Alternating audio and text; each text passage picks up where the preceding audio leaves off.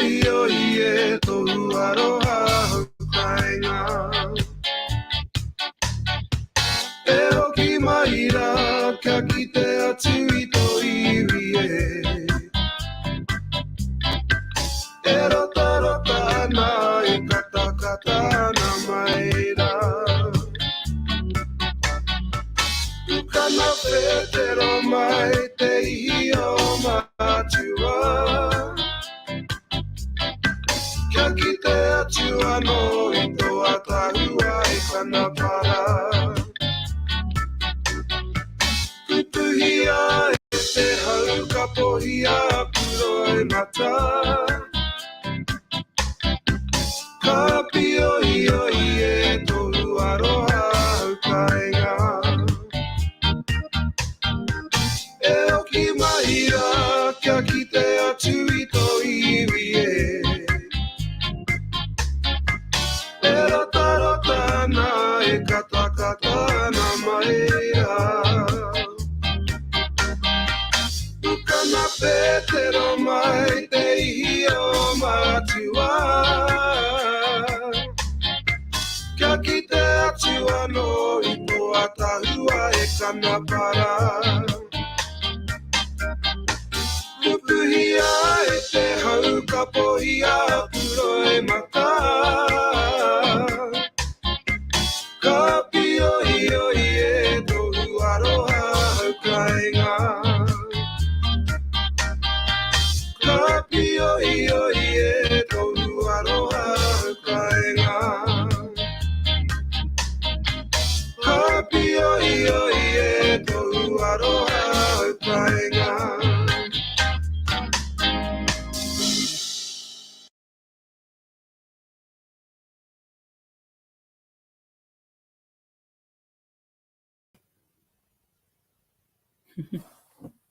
Oh, kia ora, kia ora, kia ora, e te whānau.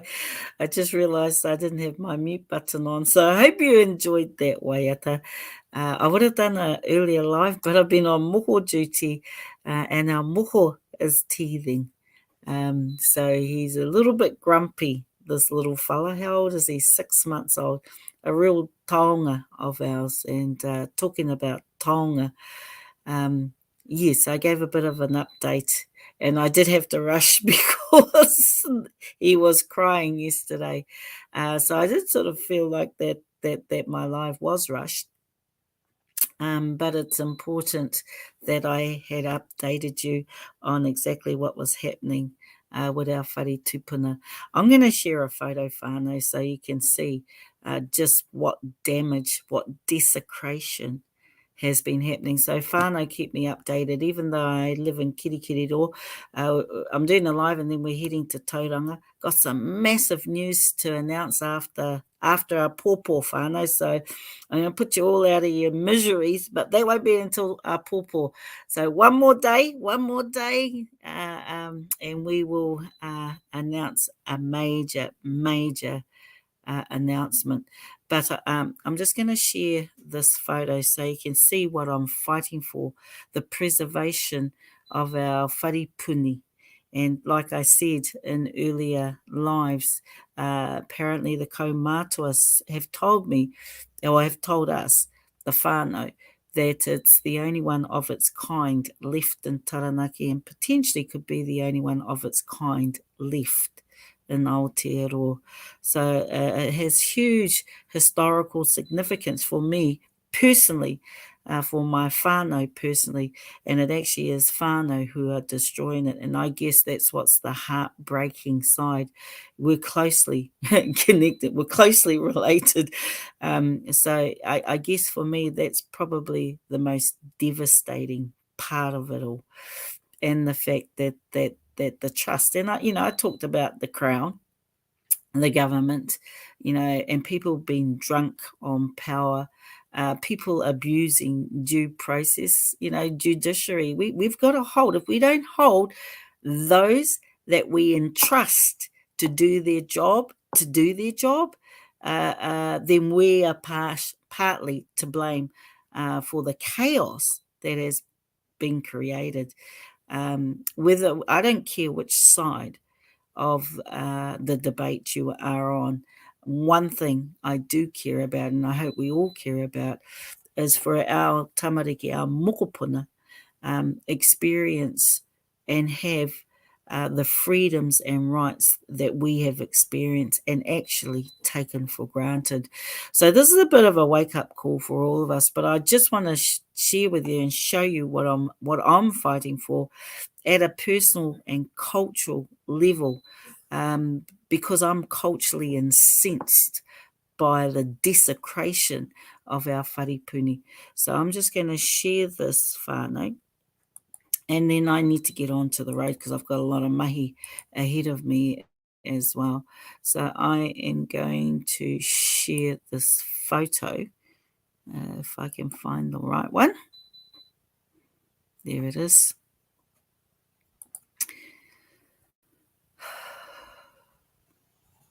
So hopefully you can see this. If you can see that, I don't know if you can see my arrow, but this wharepuni was in mint condition, and that's not the only wall that they've destroyed. And I'm grateful to whānau for sending this to me, because we are able to forward that on, and it's just absolutely heart-wrenching, heartbreaking to see that sort of desecration. No karakia, no coming together of whānau. Oh, I'm just,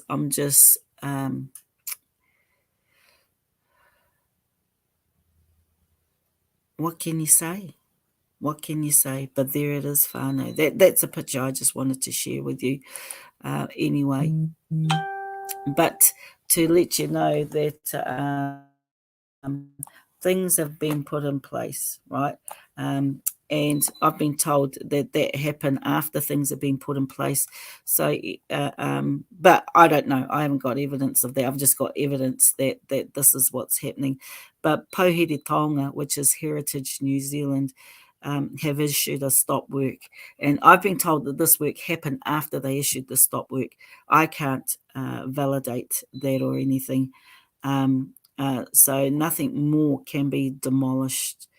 And it includes a report from an archaeological historian who has been contracted in by Pokere-Tonga to do this important mahi, 170-year-old wharepuni and 104-year-old homestead. So, also in the Māori Land Court, the judge has required the trust to keep the court, which includes ourselves and our lawyers, informed of material steps that they are going through. So it did. There was I think a concern for me when the judge said there was no evidence of damage, no evidence of demolition, and I had sent photos through. So maybe that has to come from an official report rather than photos from whānau. Here's the thing, whānau. Here's the thing that's gut-wrenching as well, is that our kaumātua from Ngā Ruahine put a rāhui onto that whare, onto the whenua, and this trust desecrated our tikanga and our kawa as well, desecrated, disrespected the rāhui that was put over the whare, put over our auntie as a kaitiaki, put over all the tonga.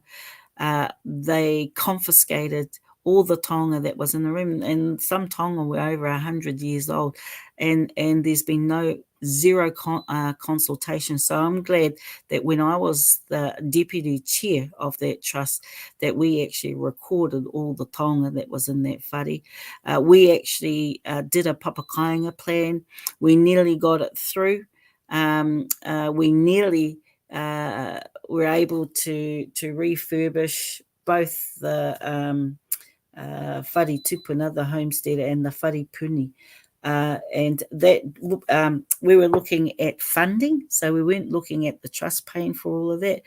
And that's when we had the trustees that and whānau, they were all whānau, that were willing to do this mahi. Then there were a change of trustees, and when there was a change of trustees, that's when all the problems started. When Brian Rupatini come on as our chairman, he is a corporate shrill, so he worked in the Pākehā corporate space.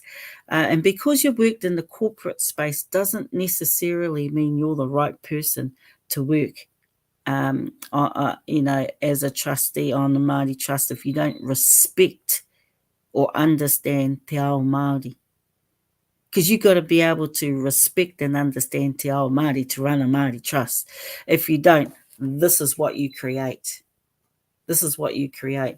They saw him, I guess, because he had that corporate background. He classed that he said that he's a pastor, and I struggle with that. I seriously do, because of my pariakatanga, and that how could someone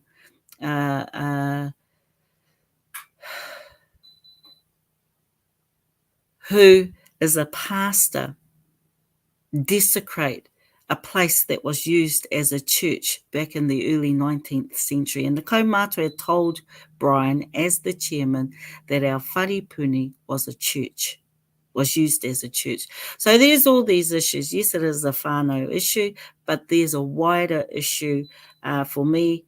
The wider issue is trusts having more mana in the courts than kaumātua and tikanga and kawa. So that's one issue, and how everybody is power drunk at the moment. So I'm not going to speak too much. I just wanted to feel like I wasn't pressured like I was yesterday with my mokopuna to jump off my live, and I just wanted to show you the photo of the desecration, and I'll bring it up again, of the desecration of our wharepuni. That is absolutely heartbreaking. Heartbreaking. Our wharepuni and our wharetupuna are not out of the woods yet. So they're still on death row. They're still on death row. However, there is a reprieve until reports are done. So I can take a bit of a deep breath, I guess, for now, and focus on what I need to focus on for this weekend. As you know, I've been wee wawa all over the countryside, and we're about to do another road trip. But I just need to share this with you because due process. My auntie never got due process when they evicted her. Now she's going to go to court. She's going to take the trust to court. That's her and her whānau's issue about due process and about the eviction process. And she's even going to fight for ownership as well. And she has an equitable right and potentially an allodial right to the whare and to the whenua. So, the trust has just brought themselves a whole heap of headache. But what they tried to do, whānau, is they brought in the QC. I'm a beneficiary of that whenua, and they're using beneficiary money to pay for a QC. You only bring a QC in when you want to be a bully, right? You only bring a QC in to show how powerful and how wealthy you are. Not one of those trustees that are sitting, bar one, were there when we built the pūtea up that's sitting in their bank account now. It's funny, when there's no pūtea in a trust bank and you work really hard to build that pūtea up, nobody wants to be a trustee. As soon as you've got pūtea in the bank, then everybody wants to be a trustee. And I just want to remind them, you did not collect that money. It was the likes of myself and the older trustees that have resigned or were voted off that built that pūtea up. And yet you're willing to spend hard-earned money on a QC to bring the hammer down on one particular whānau. And I just find your behaviour unconscionable, culturally insensitive and unconscionable. And that is Te Ana Taua Trust. I find your actions and behaviour unconscionable. Rather than bringing a QC in, we could have found a way. If you didn't want to waste your time, money, and effort to protect these taonga, then you should have, as the kaumātua had asked, put it into a new trust. But you didn't. You didn't. And now we're all in this whawhai together. And I won't let this one go. I'm telling everyone now. They know. People that know me know that. Hence probably the reason why they brought a QC in. Anyway, whānau, I just want to say kia ora to Muriel, Coco, George, Julie, Taku Whanaunga, Joe. Kia ora, Darren. How are you? Oh, thank you, Darren. Thank you. I appreciate all your comments. I really, really do. And one of our whanaunga is on this page now. I can see her comments, who is impacted, who was brought up in this wharipuni. So it is her sister who was evicted. So kia ora mai koe. Thank you for coming on to onto my live. Kia ora Moana. Henrietta, kia ora. Thank you. Christine. Awesome to have you online. Awesome to have you listening to my live. And like I say, there are two processes, legal processes that are happening at this very moment to preserve this taonga. And there's also, we need to also find out where the taonga that they confiscated out of the whare, who do they think they are? They took the taonga out of the whare. There was taonga there from the Lizzie Bell. Our homestead and our wharipuni was used as a hospital, and dare I say it, as a morgue with the sinking of the Lizzie Bell. So this wharipuni has huge connections to the community. In the late 18th and early 19th century, it was used like a stopover marae. And whānau from other iwi would stop there before they carried on to Pariaka. That history, that rich history, a handful of people didn't blink an eyelid to get rid of that history. This is huge. This is big. This is huge for my father, who had a moia many years ago to protect those two taonga, the homestead and the wharipuni, and he has been part of the trust for many, many years as a kaumātua of the homestead, of the wharipuni, and his wishes have been disrespected as the eldest direct descendant of the people that built both the wharipuni and the wharitupuna.